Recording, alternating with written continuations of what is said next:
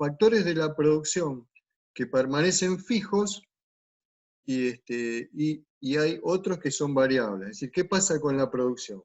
Es decir, si uno tiene la posibilidad de incrementar factores de la producción, justamente por eso llamamos variables, ¿qué pasa con la producción? ¿Cómo se incrementa? ¿No? Entonces, bueno, uno de los primeros trabajos que se hicieron fue justamente en el sector agropecuario.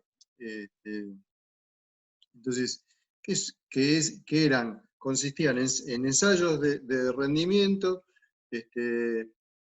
empleando distintas dosis distintas densidades de siembra, distintas dosis de fertilizante o distintas cantidades de agua, de riego, y luego se medía cuál era la producción, cómo cambiaba la producción en función de ese insumo que se variaba. Entonces, esos eran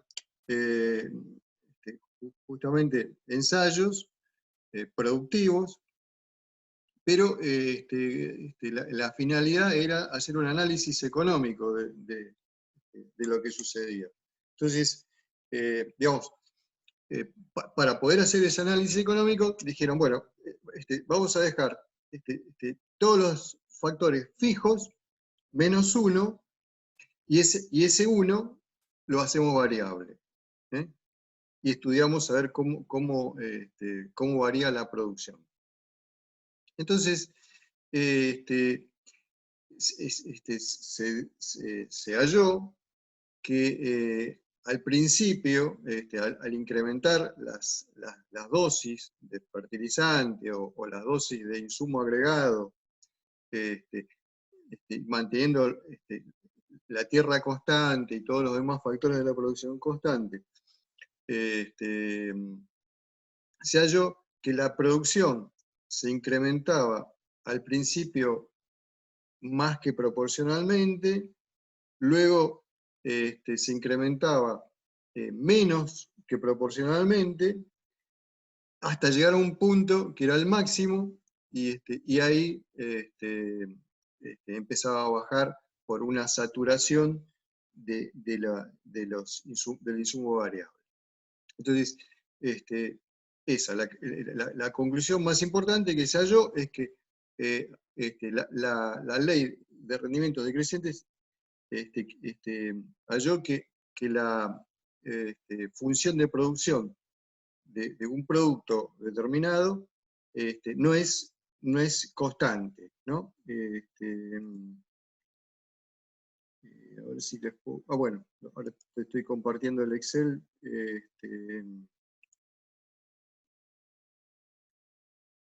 A ver si... Voy a dejar de compartir un momento el Excel y paso a compartirles el Word que tengo acá abierto.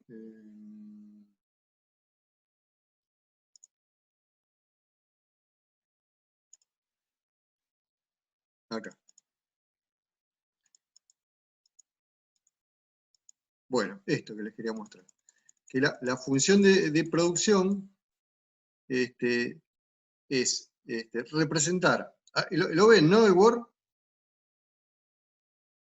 Sí. Sí. Buenísimo. Bueno, la función de producción es representar en el eje de las Y, lo que sucede con la producción ante el agregado de insumos variables en el eje de las X.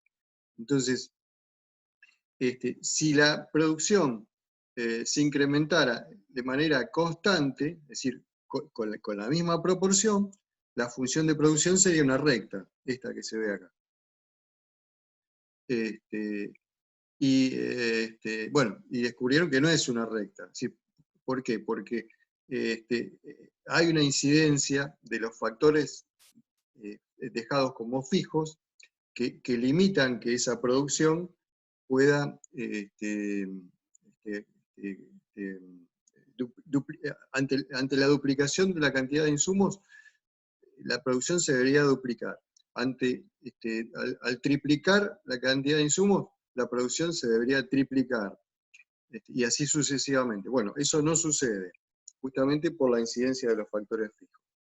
Si la producción se incrementara más que proporcionalmente, tendría una curva así, como esta amarilla, y cuando la función es decreciente, es decir, que se incrementa menos que proporcionalmente, es esta azul. Entonces, esta es constante, esta es una función creciente, con la panza para arriba, y esta es la función decreciente. Bueno, entonces, eso,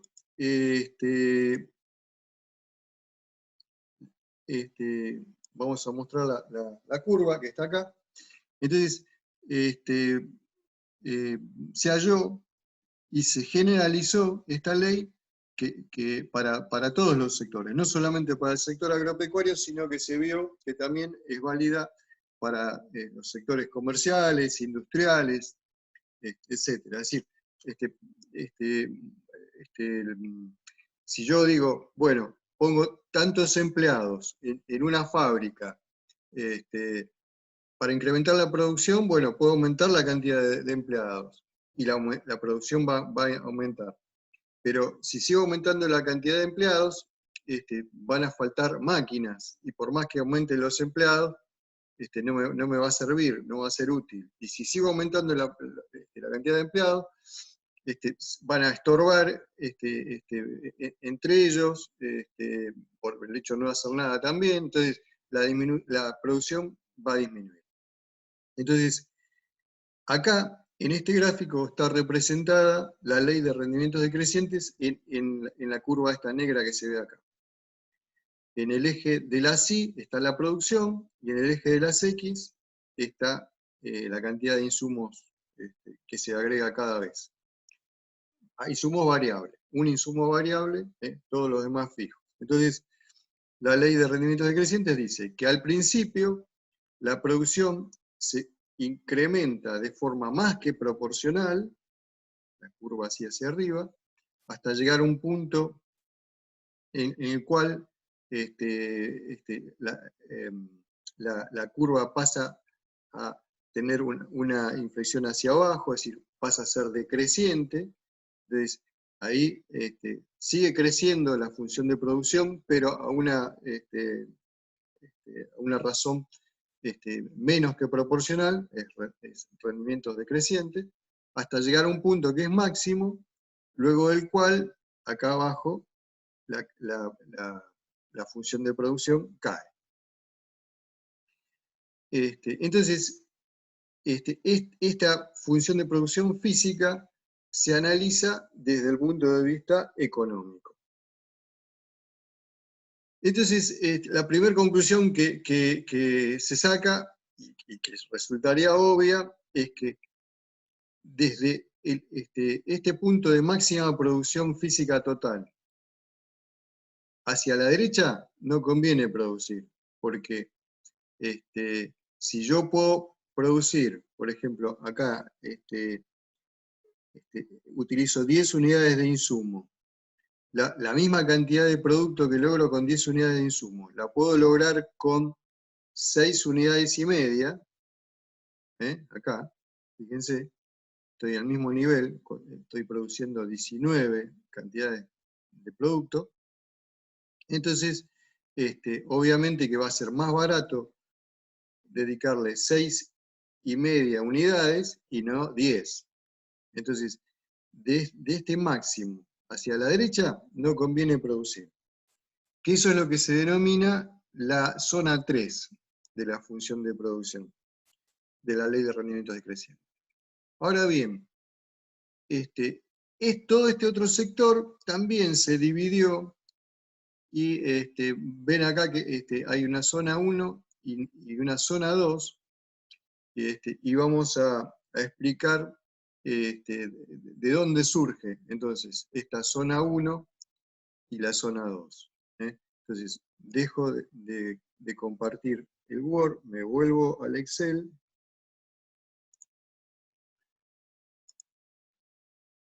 Ahí estamos en el Excel, de vuelta, y fíjense que acá tengo un Excel, unos datos que en esta columna dice L es sinónimo de trabajo, como si agregáramos horas de trabajo o unidades de operario, a esta determinada cantidad de máquinas o factores fijos. Esta I es la forma en que varía la producción.